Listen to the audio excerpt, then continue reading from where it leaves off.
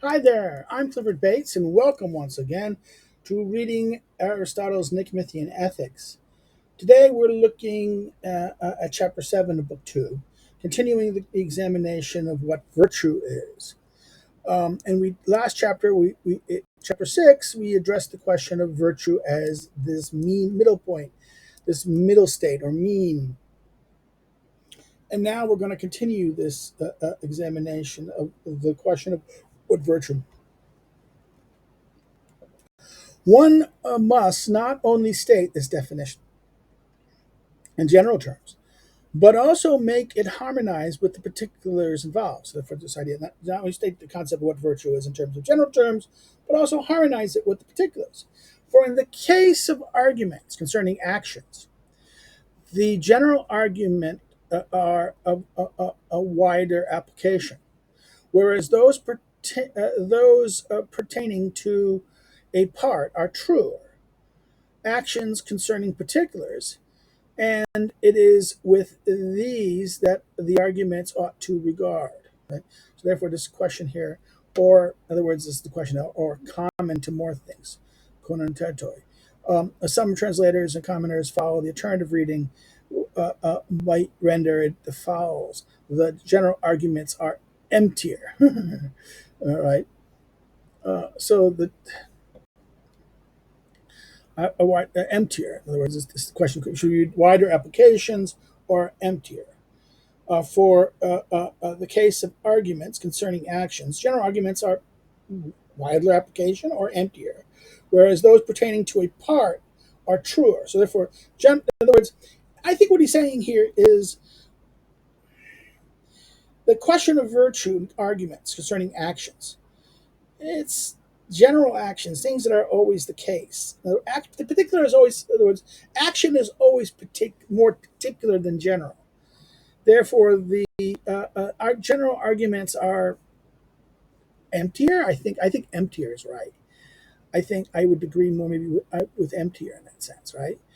A wider application, that's an option. That's. It's the question is what do we mean here? Are common to more things, right? That's when you understand it as konoi, konoi otoroi, or if it's kenoi. So therefore, whether this word is this word or this word, this has been how you should understand it. This is a big, the difference between this word or this word. Some aspects of manuscripts say this word, and others this. So therefore, this is a textual issue. Which is the correct word? Now he should have kind of maybe hinted at this. What manuscript? The manuscripts say this one and Dortier like he did, but some here he says no because there's some people who've argued that this is emptier.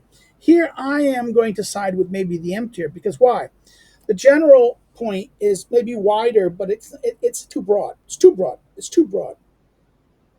Wider applications. Okay, it's regarding the general thing is maybe here, but regarding the action, this is the actions concern particulars, right? He's saying, and that's it, parts, or specific things, and it is with these that the arguments ought to accord. One must grasp these particulars, what the particulars are, the parts, the specific things, and following outline. In other words, from the following outline. In other words, particulars from the following outline, the outline that's coming below, right? Concerning fear and confidence, then courage is a mean. Fear but confidence is almost over the wrong term. Confidence is not. I think confidence is maybe the wrong term here. I think it's not mere confidence. It's this fearlessness. It's a condition of I'm apathetic towards fear. It's not confidence. It's a because I think confidence. The English word confidence means more than what the Greek word he's trying to address here. Um, um, then courage is a mean, right? In that sense, between this and over this fearlessness or this apathy towards fear. Among those characterized by an excess, he who is excessive in fearlessness is excessive in feeling confident. In other words, is apathetic to fear in that sense, right? Is confident, saying this aspect, is reckless. He who is excessive in being afraid and deficient in feeling confident is coward. So cowardice, the question is, this is the problem, is overly confident. I think the problem here is it shouldn't be concerning fear and confidence. Yes, it's concerning fear and confidence. I think he's right in that. It's excessive confidence. So therefore, excessive fear. Okay, that's how we should understand it. It's fearlessness. Among these characters in excess, he who is excessive in fear is nameless, right? Um, uh, uh, is nameless. Who's excessive in he who is excessive in fearlessness is nameless. In fact, many of these characteristics are nameless. That we're saying is a success in this sense. We don't have a really good name yet in the Greek in that sense. He who is excessive in his being afraid and deficient in his feeling of confidence is a coward. So, okay, this is very interesting here. So that's the concerning fear and confidence. These are confidence. Okay, I see what he's saying here. That the text here is the confidence here is the feeling. This I fear confidence, right? How much confidence I fear. Okay, this is that's maybe okay. You see me correcting myself here because how you're reading this, you can misread this in that sense. So let's go careful. Concerning fear and confidence, these are the conditions, right? Courage is a mean, in that sense, right? Courage is a mean. Because why? Courage is a mean of both these things. Courage is a mean not of between fear and confidence, but regarding fear and confidence. In other words, not too much fear, not too less fear, not too much confidence, not less confidence. A mean in terms of confidence and fear. Courage is that mean point between in those two conditions. Among those characterized as an excess, that he is in a excessively fearless and is nameless, therefore no fear, for there's no name. We would call this kind of, what is this? Reckless. He's reckless, but that's not this. What we call this? We call this kind of thing, and C.S. Lewis coined it the berserker, right? Someone who has no fear. He has no fear. He's just insensible in that sense to fear. He has no sense of fear, and he doesn't risk, and he's reckless in that sense at the same time. So he who is excessive in feeling confident is reckless, right? He who is excessive in being afraid and deficient in feeling confident is a coward. Concerning pleasures and pain. So therefore, this is fears and confidence, right? Here, pleasures and pains. Not all of them, and to the lesser degree as regards pains. The mean is moderation, sophosune, and the excess, licentiousness. But those who are deficient when it comes to pleasure, but do not arise very much, and thus people of this sort too have not attained a name. Let them call it insensible. In other words, they don't feel any pleasure. In other words, they have no pleasure. They don't feel any pleasure at all. This one, the one who fears too much pleasure, this is licentious. Cannot engage in too much pleasure is licentious. But those who don't, he says there's no name, but let's call them insensible. Right? Concerning the giving and making of money. So therefore, let's go to the first thing. So therefore, first, fear and confidence. Then, pleasure and pains. Now, concerning the giving and taking of money. So let's get it. One is pleasure, fear, confidence.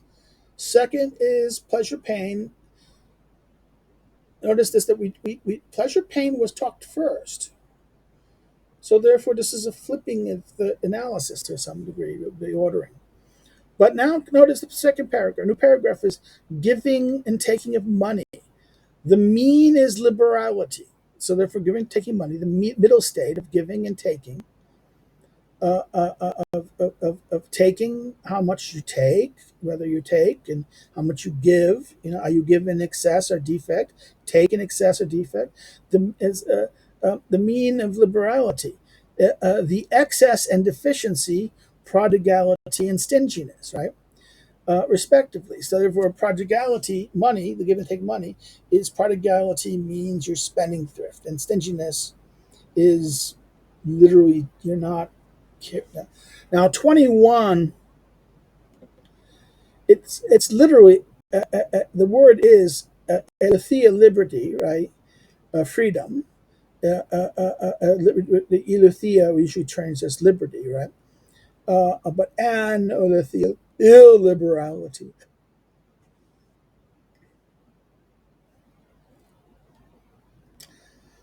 Stinginess or illiberality, respectively. So therefore, the giving of money, the giving and taking of money, the mean is liberality. The excess and deficiencies of these are prospectively the excess of giving and maybe even of taking is prodigality, and okay, maybe take the opposite of not taking, the not taking of it, the deficiency of taking what is necessary. This could be prodigality. So it's inverted. The giving is, we understand this of giving, right? The giving, it's the excess of giving is prodigality, and the defect is stinginess. But of taking, wouldn't it be reverted, the inverted in that sense? That therefore, if I take more than I do, then I'm being kind of stingy. I'm being illiberal, unliberal. And that's why stingy, not stinginess is that word is literally aletheia, illiberal, taking more than I should. And whereas not taking as much, this is a prodigality. Okay. But they are excessive and deficient in contrary respects, right? The prodigal person is excessive in spending but deficient in taking, exactly. Whereas the stingy is excessive in taking but deficient in spending, right? The stingy or the illiberal, right? This is literally the illiberal. Now, at present, we are speaking in outline, and the summary and summarily being satisfied with just that.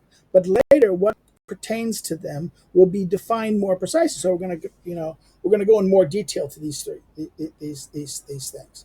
So therefore, concerning the three things of confidence, fear and confidence, pleasure and pains, and giving and taking of money.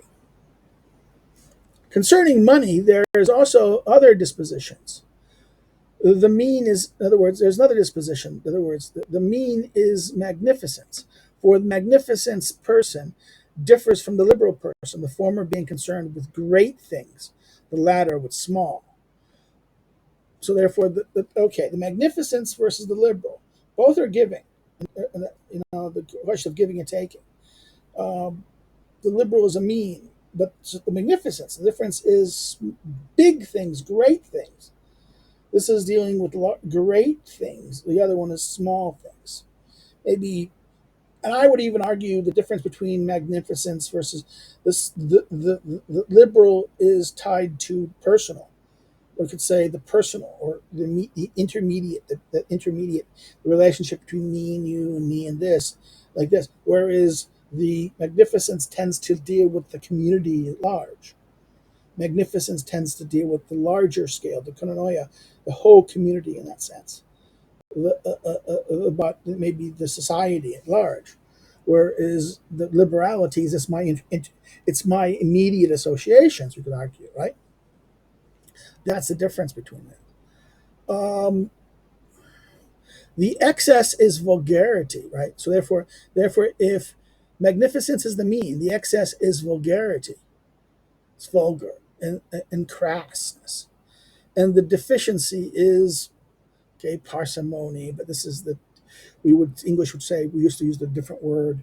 We used to use niggardly. We can't use that because that word is a no. Ooh, you can't use that word niggardly. No, no, no, no, no.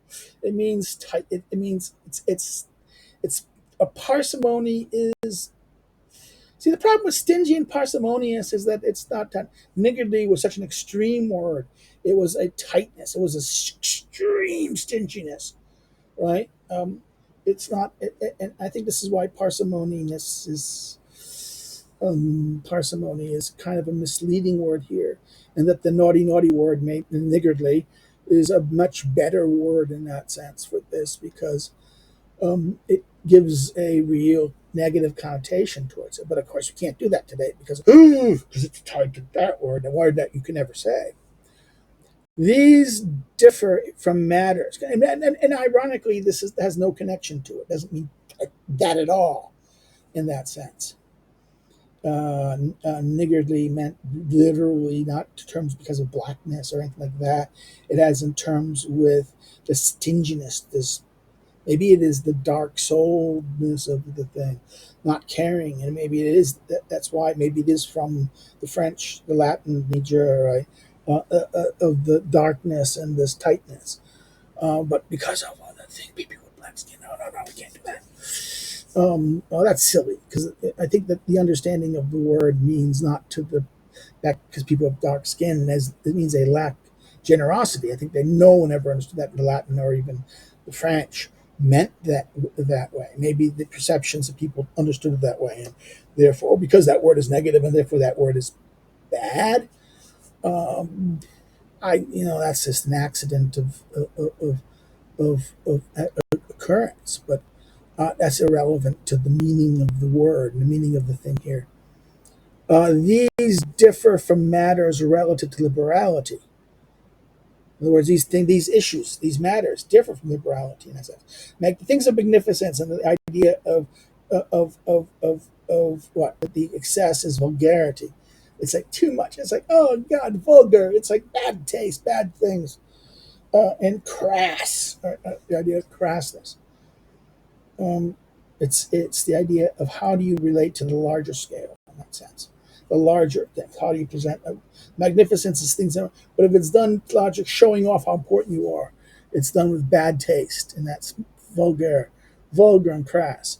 But if it's done the opposite, it's less than it's just tinsy and cheap, right? But how they differ will be stated later in that sense, right? It continues. So we did this, and it's money. In other words, he's saying there's two dimensions of money. Money and giving has two dimensions. One's a smaller scale, one's a larger scale. Now we turn concerning honor and dishonor. The mean is megalosokia, the excess of what is greatness of soul. Magnanimity, the Latin word is, right? Magnanimity, greatness. Megalosokia, greatness of soul. The excess of what is said to be a certain vanity, right? In other words, it's a vanity. This excessive. This is a vanity, or or an excessive pride in that sense. A deficiency is macrosokia, uh, uh, uh, uh, um, a macrosokia, or parsimony. If magnanimity, it's the opposite. It's pulsamilini, smallness of soul, pusillanimous. It's pusillanimous, right? Smallness of soul, pettiness of soul, pusillanimous. That's the Latin word we used. Um, and just as we were saying about liberty bears in distinctness to magnificence, right?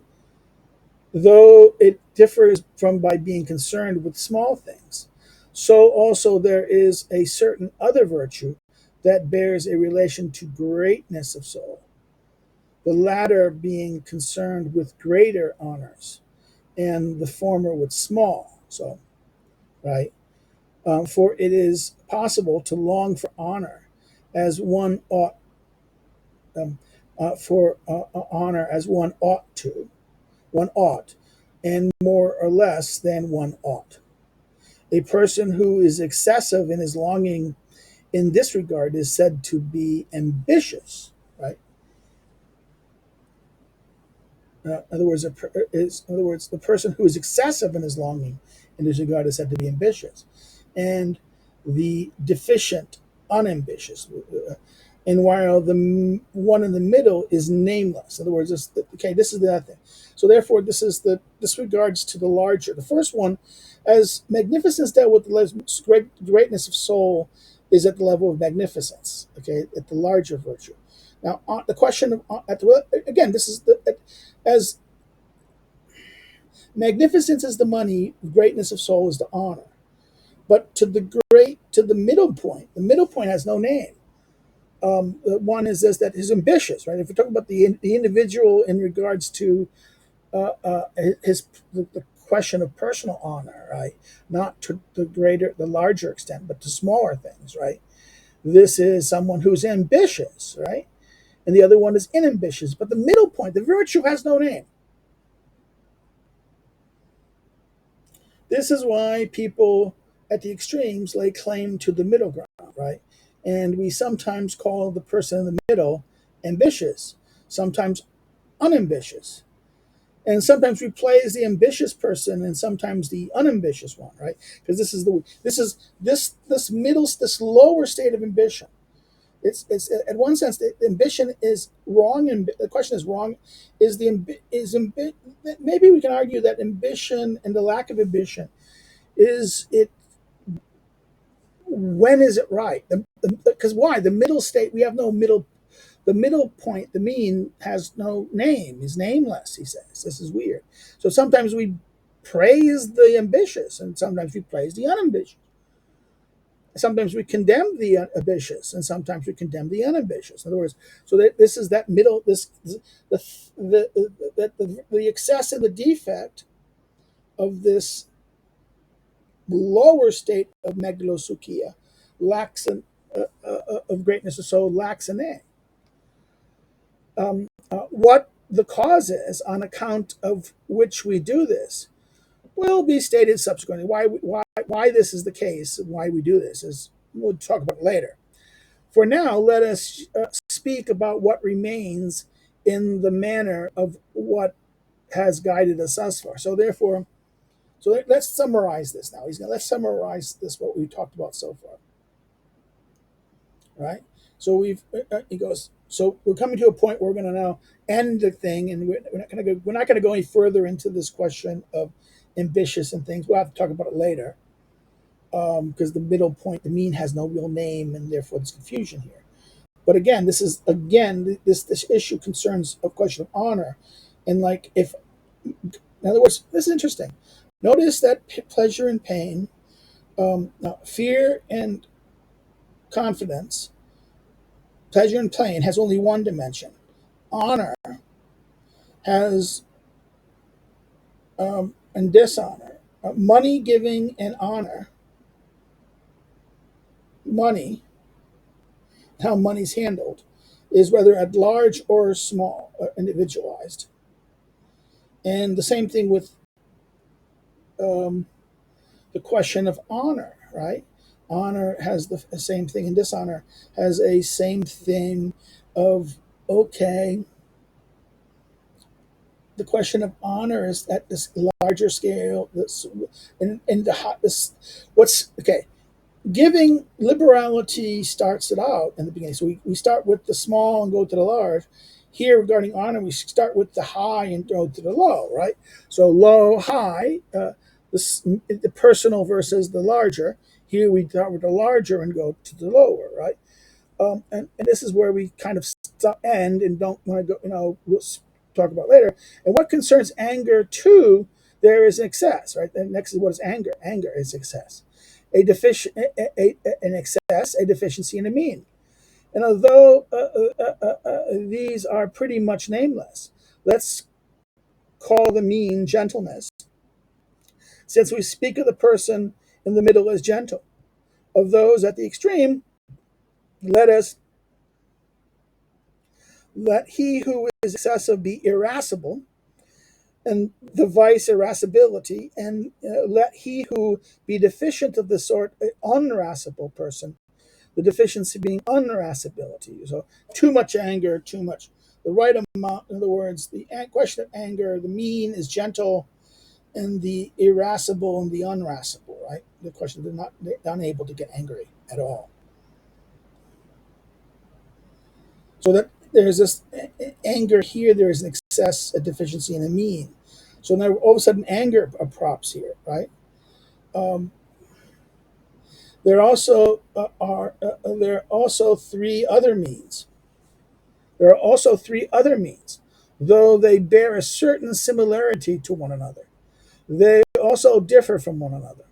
For all are concerned with our sharing in speeches and actions, but they differ because one of them is concerned with the truth in such speeches and actions. The other is what is pleasant in them. So there are three other means, except these. In other words, we've had it, right, in excess of this. So we've had 1, 2, 3, 4. Now the next thing is the fifth one is this one. And there's three other, 8, right? So the next one is there is three other means, though they bear a certain similar to one another, right? Because why? And they also differ from one another. So they're similar, but they also differ. All concern our sharing in speeches and actions. So speeches and actions, but they differ in they differ because one of them is concerned with truth in such speeches and actions, and the other is with what is pleasant in them, right? Of these latter, the one is found in times of play, and the other in all that relates to life as a whole. So one of these refer to only play, and one only refers to right. We must speak of these two then, so that we may see better that in all things the mean is praiseworthy and the extremes are neither praiseworthy nor correct, but rather brainworthy. So even in these next three things, again, speeches and actions are concerned with our sharing in speeches, are sharing in speeches and in action. One deals with truth, and the other deals what is pleasant, and one deals with play, and the other deals with life as a whole. Right? Concerning the truth, then. So now this is the first thing, right? So therefore, this paragraph dealt with the thing. Now it says concerning the truth, let the person in the middle the middle be said to be someone truthful, and the mean truthfulness. So therefore, the person who's in the middle's condition regarding truth is truthful, and the mean is truthfulness. The pretense that exaggerates is boastfulness, and that he who professes it's a boaster. Whereas that which understates is irony, and he who possesses it, an ironist. Whoa! Irony? Irony is a what? A someone who gives a deficiency of truth. So irony is a deficiency of the truth. Oh, ooh, does this Aristotle is kind of not for Aristotle esotericism, which is kind of an irony, right? Socrates is being ironic or esoteric. The ironic argument is a less than truthful one. Okay, an irony who's is an ironist. It is pleasant in now. As for what is pleasant in time of play, he who is in the middle is witty, and the disposition wittiness. The excess is buffoonery, and he who possesses it is a buffoon. Why he who is deficient is a sort of bore. So therefore, the witty, in other words, the buffoonery in a buffoon, but that's excess of wittiness. But he who is deficient, this is play, right? Who is pleasant in times of play. This is a witty, and that an excess is buffoonery, and the activity is buffoonery, but the person is a buffoon. One who does it is buffoon. One who is deficient regarding wittiness is a bore, and the characteristic is boorishness, right? So that's pleasantry in terms of play.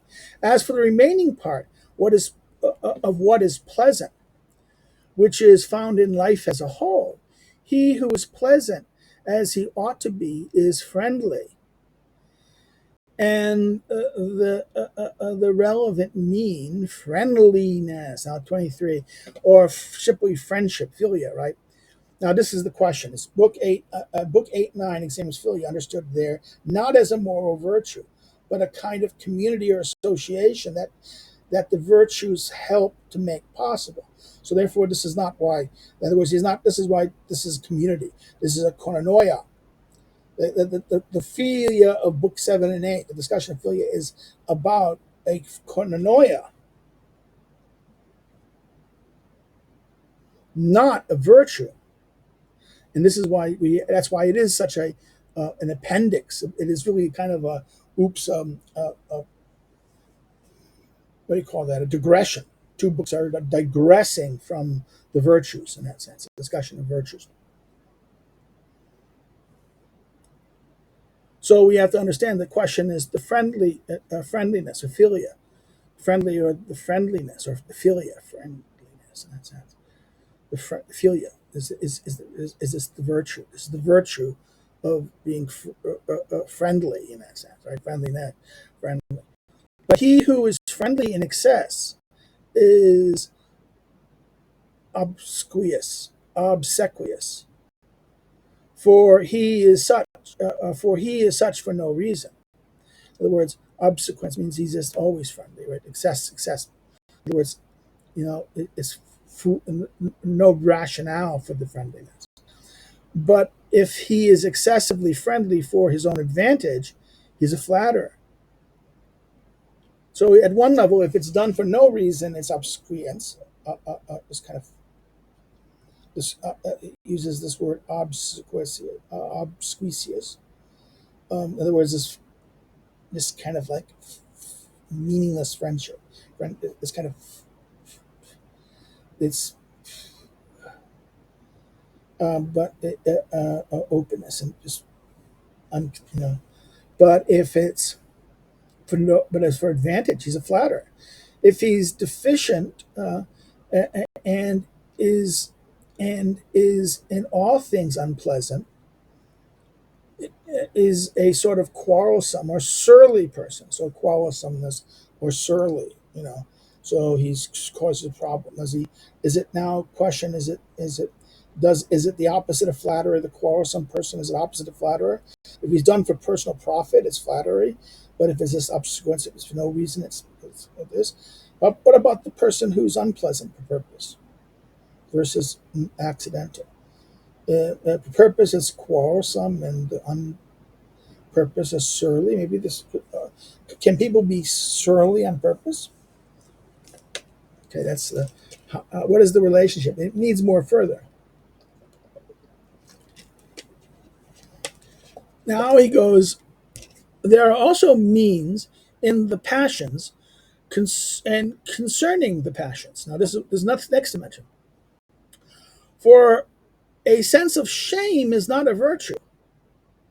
So this is the question. Now he makes a point. A sense of shame is not a virtue. A sense of shame is not a virtue. But he who is bashful is praised. Now 24. The word translated as bashful, adidamon, shares the same root as the word related to a sense of shame, eidos. Eidos is a demon. A demon. A bashful, which can refer to awe, which also can refer to awe and reverence due to the gods. In other words, this sense of shame, eidos, can also refer to awe and reverence due to the gods and literally define things. For example, this idea, this. So So who is bashful? Who is bashful? But he who is bashful in this sense, this is bashfulness is edemon, is the root of opposite of shame, right? Is one is that what is praised. And in these things too, there is one person said to be in the middle, right? Another who is in excess, like the shy person who feels shame in everything. He who is deficient in this, or is generally ashamed of nothing, is shameless, whereas he who is in the middle is bashful. So the person who's shameless is deficient in this. The question is bashful. Indignation is a means between indignation. Now, this is a weird thing. Literally, nemesis is the Greek word. Nemesis is literally nemesis, also the name of the Greek goddess of and divine personification of righteous indignation or revenge. This is Hesiod's works and days, line 200, or Theogony 223, and the context, nemesis, right? This is why I would have left it nemesis. It would have been better if you left it. Nemesis is a means. Indignation is a means. Is a mean between envy and spitefulness. And these concern pleasures and pain at the fortunes that befalls one's neighbors. An indignant person is pained at those who fare well undeservedly. An envious person exceeds him because he is pained at everyone faring well. The spiteful is so deficient in feeling pain at the misfortunes of is so deficient is spiteful is so deficient in feeling pain at the misfortune of others that he even delights in it. In other words, he delights in it. In other words, he doesn't feel, the spiteful is not feeling pain. In other words, if I feel pain because you're in other words, indignant is a person who is pained at those who fare well undeservedly, right? And envious exceeds him because he is pained because anyone is faring well, right? The spiteful is not feeling pain, is deficient at feeling pain at the misfortune, but he delights in the feeling of the misfortune. But about these types, there will be opportunity to speak elsewhere, he says. We're going to continue. As for justice, since it is not spoken in a simple way, after we have gone through each of the meanings of justice, we will say how they are means. And similarly, also with the rational, the logos, the virtues, the arete, the virtues of reason, right? The logothai arete appears nowhere. In other words, the phrase appears nowhere else. This idea, this rational virtue. This is the place where it brought in. This is book 6. Justice is book 5. We're not going to talk about justice. Here he's saying we're going to talk about justice, but we're going to talk about justice in a simple way. As for justice, since it's not spoken of in a simple way after we have gone through each, I don't think of the meaning of justice, of each of these virtues. We will then say how they are mean, justice and mean. Similarly, with the rational, the virtues of reasoning. So therefore, he's saying, and we're gonna. I don't think he's right about the meaning of justice. I think this bracket here is wrong. I think this ending is that okay. We're not going to talk about. It's basically saying justice and the rational virtues. They're two what? They're not spoken of a simple way. Because right now we're talking about the simple way. We're not going to address these because they're not talking about the simple way. And we'll only address the question of virtue after we've flushed out these things we've spoken about in a simple way.